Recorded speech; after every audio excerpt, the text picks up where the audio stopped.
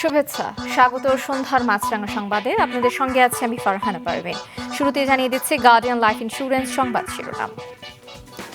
যাত্রীদের চাহিদা মেটাতে মেট্রো রেল চলাচলের সময় 1 ঘন্টা বেড়েছে। আজ পরীক্ষামূলকভাবে চালু হলো মেট্রোর নতুন সময়সূচি। উত্তর থেকে সকাল 7:10-এর জায়গায় 6:40 মেট্রো চলাচল শুরু হবে। মতিঝিল থেকে শেষ ট্রেন ছাড়বে রাত 10:10-এ। সপ্তাহ দুয়েক পর বিষয়টি চূড়ান্ত করা হবে বলছে কর্তৃপক্ষ। জাতিসংঘ সাধারণ পরিষদের ৮০তম অধিবেশনে আজ রাতে ভাষণ দেবেন প্রধান উপদেষ্টা ডক্টর মোহাম্মদ ইউনূস। এদিকে নিউ ইয়র্কে এক অনুষ্ঠানে প্রধান উপদেষ্টা বলেছেন, ফেব্রুয়ারিতে জাতীয় নির্বাচনের আগেই আন্তর্জাতিক শ্রম সংস্থার কনভেনশন অনুযায়ী শ্রম খাতের সংস্কার করবে সরকার। এ উদ্যোগে সমর্থন রয়েছে রাজনীতিবিদদেরও। গভীর শ্রদ্ধায় উদযাপন করা হলো প্রবাদ প্রতিম শিল্প উদ্যোক্তা স্যামসন এইচ চৌধুরীর জন্মশতবার্ষিকী। এ উপলক্ষে স্মরণ সভায় বক্তারা বলেন, নাগরিক দায়িত্ব পালন, স্বচ্ছতা এবং জবাবদিহিতার ক্ষেত্রে নিবেদিত প্রাণ ছিলেন স্যামসন এইচ চৌধুরী। তার আদর্শ অনুসরণ করে সমাজ এবং দেশকে এগিয়ে নিয়ে যেতে হবে। বিশিষ্টজনরা অনুষ্ঠানে অংশ নেন।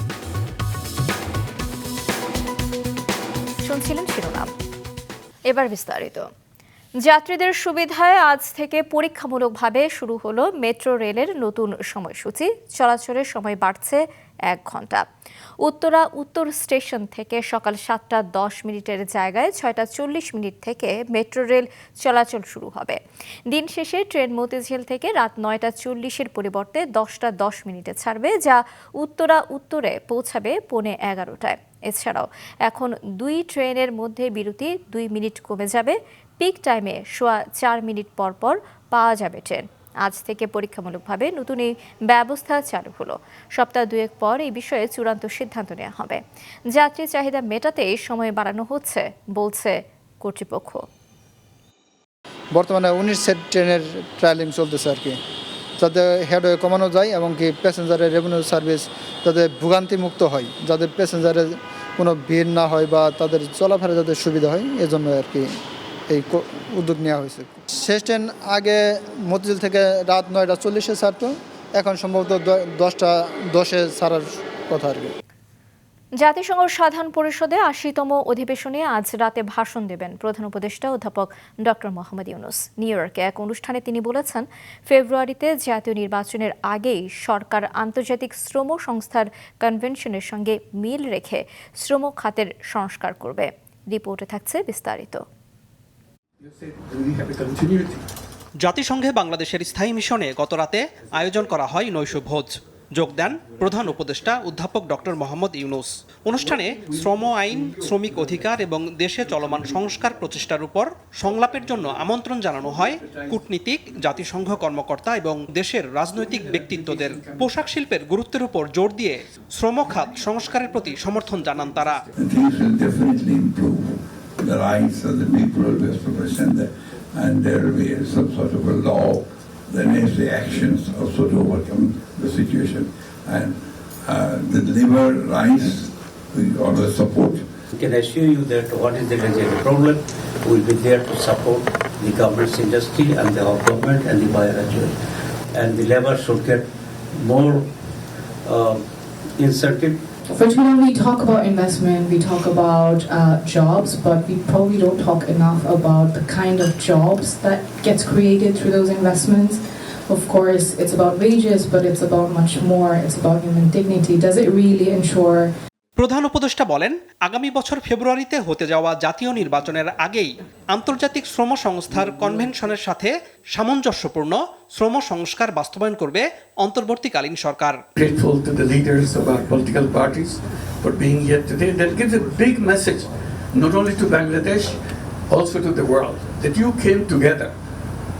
It's a big thing that can happen in a political life. We have differences, but that doesn't mean that we have to run away from each other. এদিকে যুবদের জন্য বিশ্ব কর্মসূচির ৩০তম বার্ষিকী উপলক্ষে জাতিসংঘ সাধারণ পরিষদের অধিবেশনের সাইডলাইনে এক বৈঠকের আয়োজন করা হয়। অনুষ্ঠানে বেকারত্ব টেকসই উন্নয়নের সবচেয়ে বড় চ্যালেঞ্জ উল্লেখ করে ডক্টর ইউনূস বলেছেন, যুবকদের অন্তর্ভুক্তি ছাড়া টেকসই বৈশ্বিক অগ্রগতি সম্ভব নয়। এদিকে জাতিসংঘ সদর দপ্তরে ডক্টর ইউনূসের সঙ্গে বৈঠক করেছেন আলবেনিয়ার প্রেসিডেন্ট বাজরাম বেগাজ। তিনি তার দেশের শ্রমশক্তির চাহিদা মেটাতে বাংলাদেশ থেকে দক্ষ ও অদক্ষ কর্মীদের নিয়োগের আগ্রহ প্রকাশ করেছেন। ডাচ প্রধানমন্ত্রী ডিক স্কুফের সঙ্গেও বৈঠক হয়েছে প্রধান উপদেষ্টার, যেখানে ডক্টর ইউনূস বাংলাদেশের গ্রামে হিমাগার সুবিধা স্থাপনের জন্য নেদারল্যান্ডসের সহযোগিতা চেয়েছেন। আনোয়ার হোসেন, মাছরাঙা সংবাদ, ঢাকা। স্বচ্ছতা ও জবাবদিহিতার ক্ষেত্রে নিবেদিত প্রাণ ছিলেন প্রবাদ প্রতিম শিল্পোদ্যোক্তা স্যামসন এইচ চৌধুরী। তার আদর্শ অনুসরণ করে সমাজ এবং দেশকে এগিয়ে নিয়ে যেতে হবে। তার ১০০তম জন্মবার্ষিকী উপলক্ষে গতকাল সন্ধ্যায় রাজধানীর কাকরাইলে সেন্ট মেরিস ক্যাথেড্রালে আয়োজিত স্মরণসভায় এই আহ্বান জানান বক্তারা।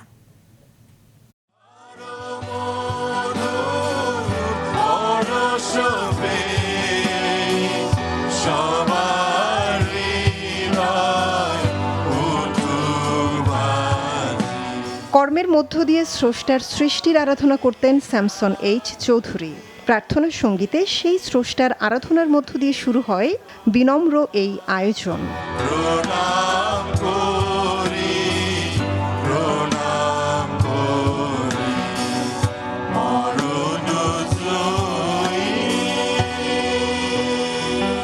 প্রার্থনা পর্বে বাইবেলে বর্ণিত বীর ও ন্যায়পরায়ণ স্যামসনের সঙ্গে কিংবদন্তি শিল্পোদ্যোক্তা স্যামসন এইচ চৌধুরীর আত্মিক শুদ্ধতার তুলনা তুলে তার প্রতি শ্রদ্ধা ও ভালোবাসা নিবেদন করেন কার্ডিনাল প্যাট্রিক ডি রোজারিও।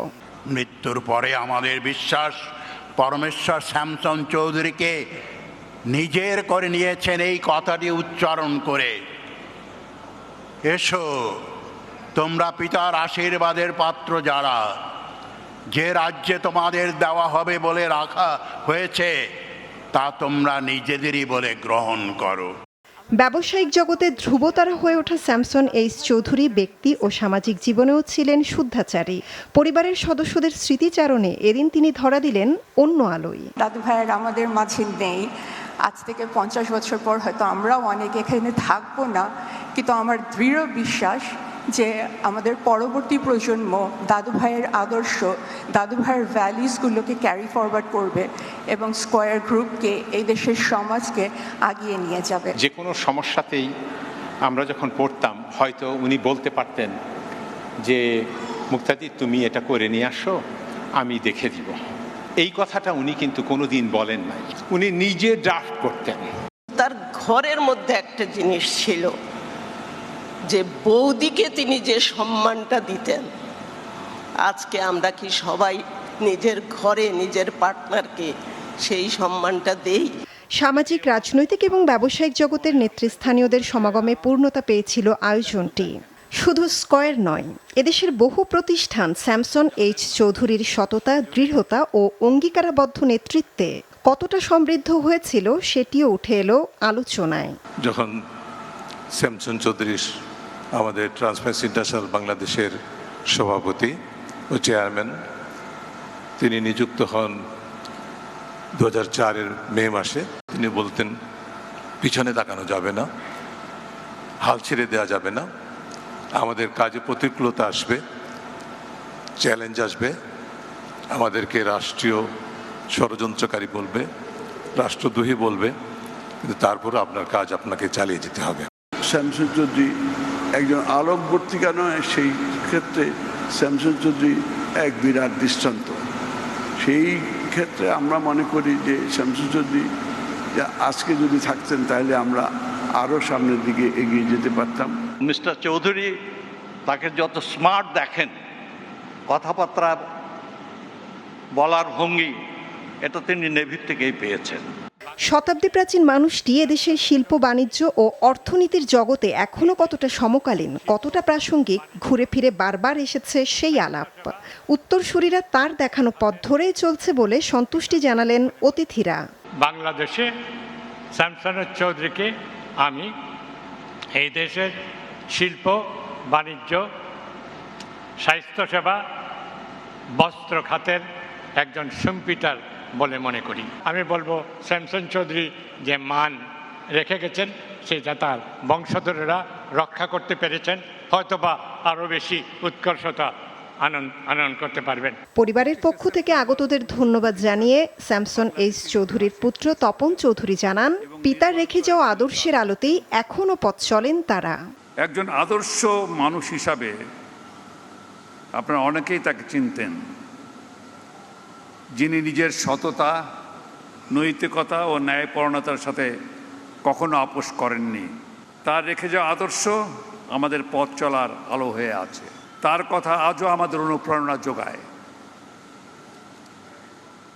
এমন একজন সফল মানুষের বন্ধু, নিকটজন বা গুণগ্রাহী হিসাবে আমাদের আমন্ত্রণে সাড়া দিয়ে আজ যারা এই শতবর্ষ উদযাপনের অনুষ্ঠানে উপস্থিত হয়েছেন, তাদের কাছে আমাদের পরিবারের সদস্যদের কৃতজ্ঞতা জানাবার ভাষা নেই।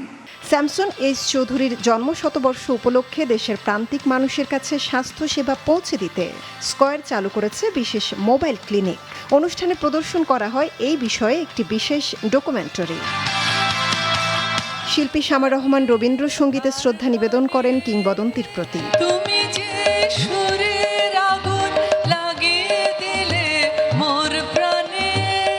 জন্মশতবর্ষের কেক কাটার মধ্য দিয়ে শেষ হয় এই আয়োজন। মৌমিতা জান্নাত, মাছরাঙা সংবাদ, ঢাকা। স্মরণসভায় দেশের বিভিন্ন অঙ্গনের বিশিষ্টজনদের আরও অনেকে অংশ নেন। তারা বলেন, স্যামসন এইচ চৌধুরীর রেখে যাওয়া দূরদর্শী নেতৃত্ব নতুন প্রজন্মের জন্য অনুকরণীয় হয়ে থাকবে। স্যামসন এইচ চৌধুরীর জন্মশতবার্ষিকীর এই স্মরণ অনুষ্ঠানে উপস্থিত হয়েছিলেন তার দীর্ঘদিনের সহকর্মী, শুভানুধ্যায়ী, অনুরাগী ও সমাজের বিশিষ্ট ব্যক্তি, ব্যবসায়ী এবং খ্রিস্টান সম্প্রদায়ের নেতৃবৃন্দ। তারা স্যামসন এইচ চৌধুরীকে স্মরণ করেন নানাভাবে। বলেন, শূন্য থেকে সততার মাধ্যমে শীর্ষে ওঠার অনন্য উদাহরণ তিনি। ওনার উদ্যোগে আজকে আমরা ফার্মাসিউটিক্যাল ইন্ডাস্ট্রি যেখানে এসেছি, I think he has played a major role in actually establishing this dominant position of pharmaceutical industry in our country. Samson Chowdhury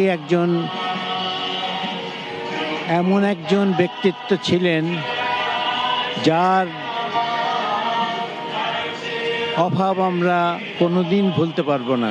উনি অনেক আদর করেছেন, বকা দিয়েছেন, তিরস্কার করেছেন, গাইড করেছেন, মেন্টর করেছেন। ওনার জন্য সম্ভব হয়েছিল, 11 বছর প্রায় ছিলাম এমটিভিতে, ওনার নির্দেশনা, inspiration to bring the bank to where it is today under my successors also. They work very hard. উনি কিন্তু অনেক কিছু রিড করতে পারতেন। ওনার পাওয়ার অফ অ্যান্টিসিপেশন সব কিছুতে, not just only understanding the situation at the moment, but also seeing what could happen, what could go wrong, what could go right. অনেকেই বলেন তিনি ছিলেন মানবতার সেবক, প্রচণ্ড পরিশ্রমী ও নিয়মানুবর্তিকার ধারক। মানুষের জন্মানোর আশীর্বাদকে পরিপূর্ণভাবে কাজে লাগিয়েছেন জীবনের সকল ক্ষেত্রে। উনি যেভাবে ওনার স্কয়ার গ্রুপটাকে গড়ে তুলেছেন, উনি শিকড়টাকে এমনভাবে মজবুত করেছেন, এর ফাউন্ডেশনকে এমনভাবে করেছেন যাতে আমার মনে হয় তাদের আজকের যে দ্বিতীয় প্রজন্ম চালাচ্ছে, তৃতীয় চতুর্থ প্রজন্ম এই ধারাবাহিকতা অব্যাহত রাখতে পারবে। এইভাবে উনি একটা ইনফ্রাস্ট্রাকচার করেছেন। ধারাবাহিকভাবে সাধারণ ব্যবসায়ী নন, সবসময় মানবিকতা, সামাজিক মূল্যবোধ, সমাজের উপকার, এইটার প্রতি তার বেশি লক্ষ্য ছিল। ব্যবসা করে লাভ করে নিজে বড় হবেন, এটা ছিল। There is no alternative to hard work to succeed.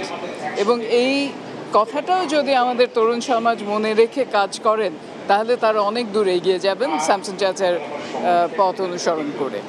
তিনি নিজেই একজন প্রতিষ্ঠান ছিলেন, এমন বিশেষণ দিয়ে বিশিষ্টজনেরা আরও বলেন, তিনি যে দূরদর্শী নেতৃত্ব রেখে গেছেন তা নতুন প্রজন্মের জন্য অনুকরণীয়, যা দেশকে এগিয়ে নিতে সাহায্য করবে। নুরুন নাহার উইলি, মাছরাঙা সংবাদ, ঢাকা। আবার আমন্ত্রণ সন্ধ্যার মাছরাঙা সংবাদে। দাম বাড়ানোর সিদ্ধান্ত না হলেও লিটার প্রতি 5 টাকা বেড়েছে খোলা সয়াবিন আর পাম তেলের দাম। মাছের দরও কেজিতে বেড়েছে অন্তত 50 টাকা। রাজধানী কারওয়ান বাজার ঘুরে দেখা যায়, খুচরা পর্যায়ে প্রতি লিটার খোলা সয়াবিন তেল বিক্রি হচ্ছে 170 থেকে 172 টাকা দরে, পাম তেল প্রতি লিটার 155 থেকে 160 টাকা। খুচরা বিক্রেতারা জানান, 4 দিনের ব্যবধানে দর বাড়িয়েছেন ডিলাররা। 80 থেকে 100 টাকা কেজি দরে বিক্রি হচ্ছে সবজি। আর দিনের ব্যবধানে কেজিতে 50 থেকে 80 টাকা বেড়ে কাঁচামরিচ বিক্রি হচ্ছে 160 থেকে 200 টাকায়। কেজিতে 30 থেকে 50 টাকা বেড়ে রুই কাতল বিক্রি হচ্ছে 350 থেকে 400 টাকায়। এদিকে সপ্তাহের ব্যবধানে কেজি প্রতি 15 থেকে 20 টাকা কমেছে ব্রয়লার মুরগির দাম। আর আগের দাম বাড়তি দামেই বিক্রি হচ্ছে গরু এবং খাসির মাংস।